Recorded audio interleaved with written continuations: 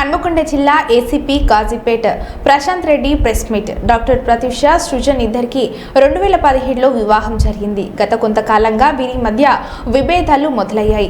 Social media ఇన్ఫ్లుయెన్సర్తో పరిచయం ఉండటాన్ని భార్య గ్రహించింది. భార్య ఎంత మందలించినా సృజన్ వినలేదు. తల్లిదండ్రులు కొడుకుని సపోర్ట్ చేశారు.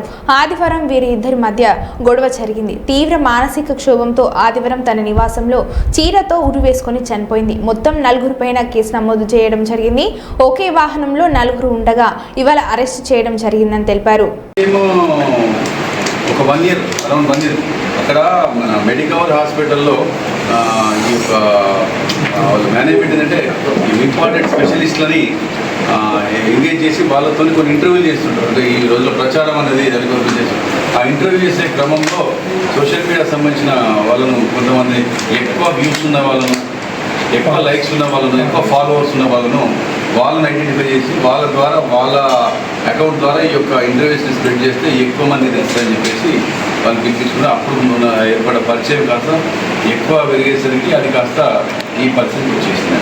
సరే, ఇన్ఫ్లుయెన్స్ ధరించడం కాదు కానీ ఈ అమ్మాయి చాలా క్లియర్గా చెప్పింది, నాకు పెళ్ళయింది, నాకు 2 పిల్లలు ఉన్నారు, ఒక పద్ధతిగా గౌరవంగా ఆ పద్ధతిగా బతుకుతున్నాం, నువ్వు మా యొక్క కుటుంబంలోకి మా యొక్క జీవితంలోకి ఎంటర్ కావడం వల్ల డిస్టర్బ్ అవుతుంది, నువ్వు కాస్త చక్కగా ఉండు, పద్ధతిగా ఉండు, నువ్వు కొంచెం కట్ చేసుకో, డిస్కనెక్ట్గా అంటే ఆడ ఆగలే. ఇప్పుడు ఆమె మాటలు జారడం, ఆ మాటలు ఎట్లా వెళ్తే ఈ యొక్క అమ్మాయి చావుకు చనిపోవడానికి ప్రోత్సహించినట్టుగా తయారైంది. ఇదంతేంటంటే ఆమె చావుకు ప్రోత్సహించినట్టుగా ఈ యొక్క కండిషన్స్ సిచ్యువేషన్స్ అని అట్లే వచ్చాయి.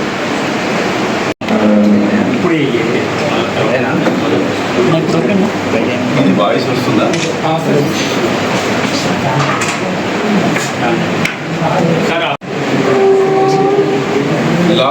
Last Sunday that is on 13th నాడు హసన్పర్తి పోలీస్ స్టేషన్ పరిధిలోని కాకతీయ వాంటేజ్ విల్లాస్లో ఒక లేడీ డాక్టర్ హ్యాంగింగ్ చేసుకుని చనిపోయిందని చెప్పేసి వచ్చిన సమాచారం మేరకు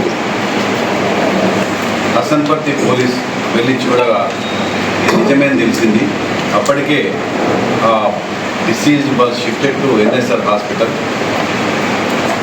వివరాల్లోకి వెళ్తే 13th నాడు సండే నాడు ఈవినింగ్ అవర్స్లో డాక్టర్ ప్రత్యూష అని షీజే 4 మీద కేసు నమోదైంది. సుజన్ మీద, సుజన్ పేరెంట్స్ ఇద్దరిపైన, తర్వాత సుజన్ ఎవరితోనైతే తరచుగా మాట్లాడుతుంటో ఆ అమ్మాయి పేరిట 4 మీద కేసు నమోదు చేసి పోస్ట్ మార్టం పంపించాము. తర్వాత అదంతా ఫార్మాలిటీ కంప్లీట్ అయిపోయి ఈరోజు ఉదయం వీరి కోసం మేము వెతుకుతున్న క్రమంలో ఇదే వాంటేజ్ క్రాస్ రోడ్ దగ్గర ఒకే వెహికల్లో 4 వస్తున్నారు. వెంటనే రోజు పెరుగుతున్నాయి. డిసీజ్ యొక్క మెయిన్ ఇప్పుడు ఈ రీజన్ ఏంటంటే గత లాస్ట్ ఇయర్ నుండి సృజన్ ఒక సోషల్ మీడియా ప్లాట్ఫామ్లో యాక్టివ్గా ఉండే ఒక అమ్మాయితోని పరిచయం ఏర్పడి ఆ పరిచయం కాస్త చాలా దగ్గర సంబంధంగా తయారైపోయి ఫ్రీక్వెంట్గా వారిద్దరి మధ్య వాట్సాప్లలో, ఇన్స్టాగ్రామ్లలో చాటింగ్ చేసుకోవడం, ఫోన్ చేసుకోవడం ఇవి తరచుగా ఎక్కువ జరుగుతున్నది కాస్త ఈ అమ్మాయి ప్రత్యూష గమనించి డాక్టర్ సుజన్తోని ఆర్గ్యుమెంట్ చేస్తూనే ఉంది.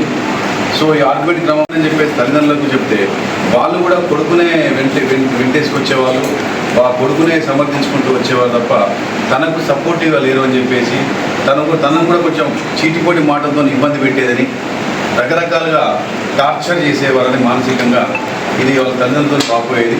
కానీ ఇంత స్టేజ్ వరకు వస్తుందని చెప్పేసి తల్లిదండ్రులు కూడా సస్పెండ్ చేయలేకపోయారు. వీళ్ళ మధ్య గొడవలు అవుతున్నాయి, అంత చికాకు ఉంది. తర్వాత సండే వస్తుంది, సండే నెక్స్ట్ అని వాళ్ళ పాప వాళ్ళ నానమ్మ తాతయ్య ఇద్దరు తీసుకెళ్ళి ఇక వీళ్ళ గొడవ నడుస్తుంది. వాళ్ళు పిల్లలు తీసుకుని వెళ్ళారు. అది వేరే కారణం. పేరెంట్స్ ఉంటున్నారు, వీళ్ళు ఉంటున్నారు.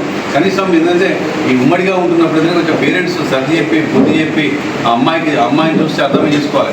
అరే అమ్మాయి 2 పిల్లలు, మరి ఇది పరిస్థితి ఎట్లా ఉంది, ఎటో పోతుంది, దారి తప్పుతుంది, ఎటో వ్యవస్థ ఎటో పోతుంది అని చెప్పి పిల్లగానికి సరిగ్గా మందలించి అమ్మాయికి ధైర్యం చెప్పి మేము ఉన్నామని చెప్పేసి కొద్దిగా ధైర్యం చెప్పాల్సింది పోయి చెప్పలేకపోయారు. దానివల్ల ఈరోజు ఈ యొక్క అఘాయిత్యానికి అమ్మాయి వదిలేరు.